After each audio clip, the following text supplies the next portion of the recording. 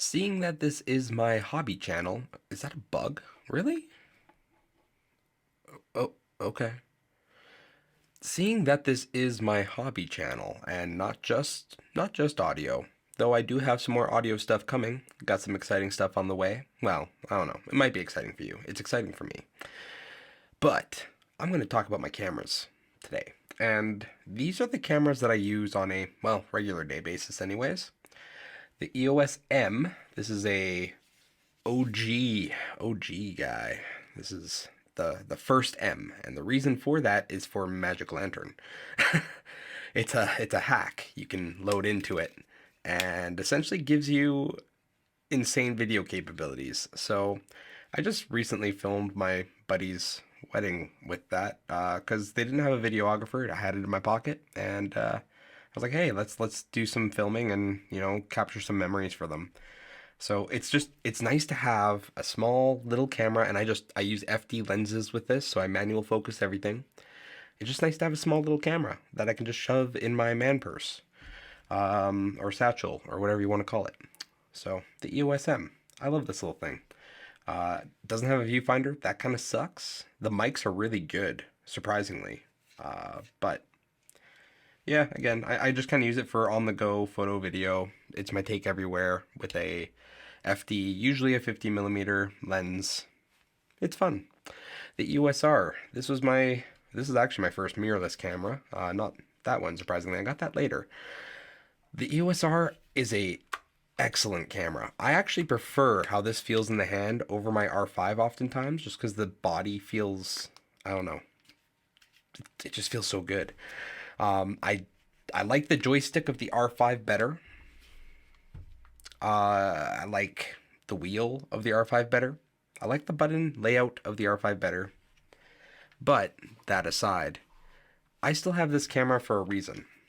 This thing is it's surprisingly good at video, and it doesn't have IBIS. So my R5, I love my R5. Don't get me wrong. Absolutely love this camera. Incredible photos, incredible video. 8K RAW. That's insane.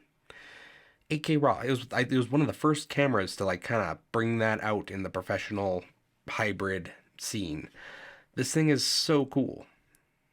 But it has IBIS, and you can't turn the IBIS off. You can. You turn the lens image stabilization off, and that turns the IBIS off.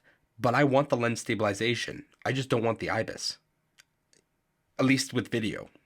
So if they could get that sorted with a firmware update, this is almost almost the perfect camera. They fixed a lot of the overheating issues. This thing doesn't even overheat on me at all anymore. And it's so versatile. It's insanely versatile. 45 megapixel sensor. Insane. But the IBIS, it kills me on wide angle shots. It just absolutely kills me. If I'm using my 15 millimeter, it just destroys me. But the EOS R doesn't have IBIS, so I keep it around. 1080p full frame. If you want to use 4K, you're using a crop. So at that point, I might as well just crop in with the R5. But 1080p full frame, it's good enough. I've been filming all of these videos with this camera. 1080p full frame. I have not been using 8K RAW. Why would I use 8K RAW for stuff like this? This is the iPhone. That's why it looks so today. It's because it's a Sony sensor. Just joking. Just joking. Sony guys, don't get mad at me. They're great cameras. Just the Anyways, I'm a Canon fanboy. It is what it is. So, the EOS R, I love this thing, 30 megapixels. It is significantly cheaper than the R5. So if you're just getting into this hobby, this is what I would suggest over the R5. If you're doing events, if you're doing wildlife, if you're doing things where you need a faster camera, yeah, then, spring for an R5, R6, R7. Those are all much faster, much better than the R when it comes to, speed and video features. But they're also all more expensive except the R7, and the R7 is crop sensor. So if you want full frame, get the R. If you want crop sensor, if you can live with crop sensor, I would say get the R7 over the R because they're around the same price. And the R7, If I could turn the IBIS off, if I could turn just the IBIS off, I would sell the R and get the R7. That's what I'm saying. Like, I love this thing. Don't get me, I absolutely love this camera, and I might actually never sell it because I have some sentimental attachment to this guy. But it's an issue.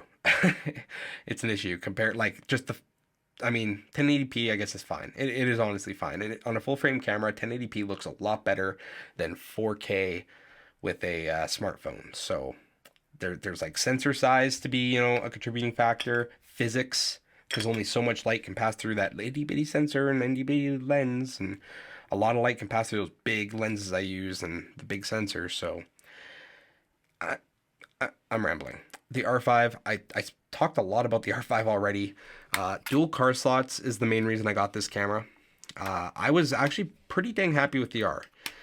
But what this brought to the table for me, this gave me animal eye detect. Awesome. Incredible. I love it. This gave me faster frames per second, so story time. I was on a shoot, only had it was like a once in a lifetime opportunity. Bird flew out, landed on my friend's hand. High speed continuous. I got 5 shots in that little moment, and only one of them was in focus, and I'm lucky Canon has good autofocus. The R5, it does 20 shots. It would have been like 20 shots in that same amount of time, and I probably would have got at least half of them in focus. I would have had more selection, better overall results.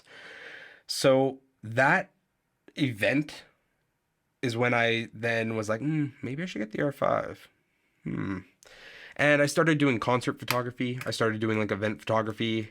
I started doing more work where I needed 2 card slots. I just couldn't risk having a single card slot. That being said, I still use both of these live, or both of these for like events and stuff. But I use this as my main camera, and this has usually like a telescope, like my 70 to 200 on it, or whatever lens I'm using less, like the least amount at that time. This has that on it, and I'm just taking other shots with it. But this is my main camera because, yeah, dual card slots. That's honestly the main reason. 45 megapixels, like I said, that's nuts. That's awesome. The amount of crop I can get out of this thing is insane, and it's full frame. So it's like 45 megapixels, like true, like 45 full frame, big megapixels compared to like an itty bitty, cell phone sensor. So not saying that cell phones are bad. Cell phones are great. Actually, I bet this turns out just fine. I bet most people won't even be able to tell the difference. But big sensors, they do help. They make things look better overall. Phones are getting pretty dang good though. They're getting really stinking good these days. And if you're just using, like, honestly, I could suffice with the iPhone. I don't need any of these for YouTube or whatever. The iPhone's fine. I have these, so I might as well use them, right? If you're doing YouTube, just stick with your smartphone. Trust me, just stick with your smartphone. I don't think there's a better vlogging camera at all. I don't think there is, because it does audio for you, it does your exposure for you, it does everything you need, so you don't have to think about it. Whereas all of these, I have to think about it. I have to think about it a lot. So that's my camera setup that I like. This is what I use when I do like professional work. These two right here, and this is something I take around with me basically everywhere I go. If you're wondering what this is my portable DAC amp, because I'm listening to my Aeon 2 Noir headphones right now, just to kind of block out the noise if my dogs are playing or anything like that. So we're gonna talk now about my other cameras. Oh, you thought we were done. You thought we were done. No. I'm autistic. I collect things. FTB, Canon. This thing is pretty... I mean, I got this for free, essentially, when I went to buy a 35 or 28 millimeter FD lens. This just basically came with it. So, that's how I got that camera. These are cameras I actually bought with my own money.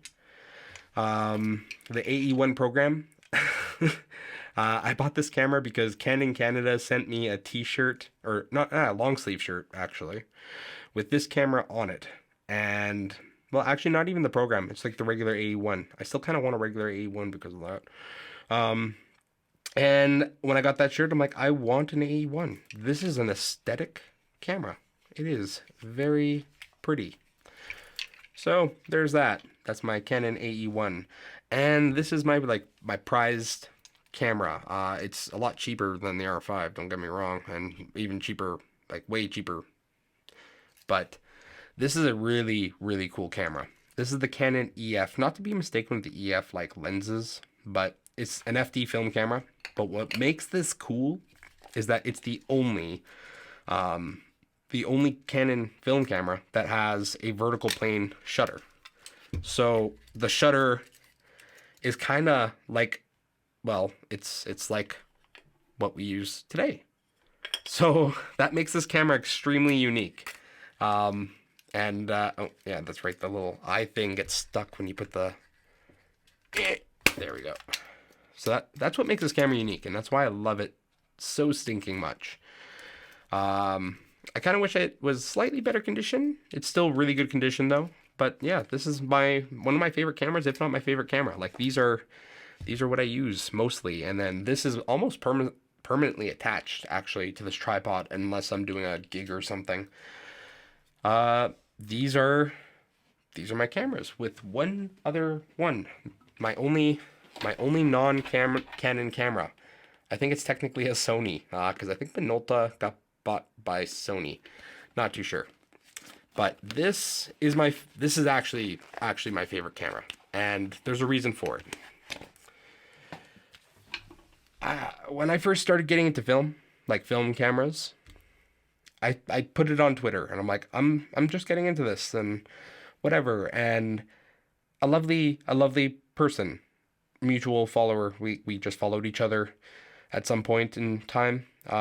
They reached out and said, "Hey, you want this? Just take it. You can use it. It's yours." So I'm loving it. I still have a couple shots left on this roll, and then I'm gonna get these shots developed. But yeah, this is my favorite camera because of that. The auto features are really good for a film camera. I'm really happy with how it performs. And I like the little leather case strap thing it came with. Like, it's very dad-esque. I don't know. I just bring this around, take pictures of my nephew and whatnot. But yeah, this is my camera collection. I got this and an iPhone. I don't think there's anything else. I'll show off my lenses another time. If that's something you're all are interested in, just leave me a comment.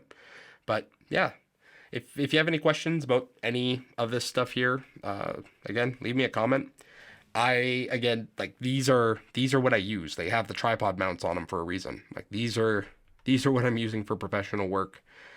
This is what I use for like a everyday carry, alongside with usually this as a film camera, if I'm capturing memories and whatnot. So hope you liked the video.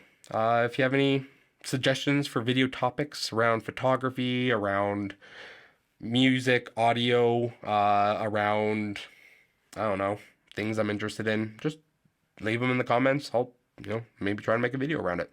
Peace.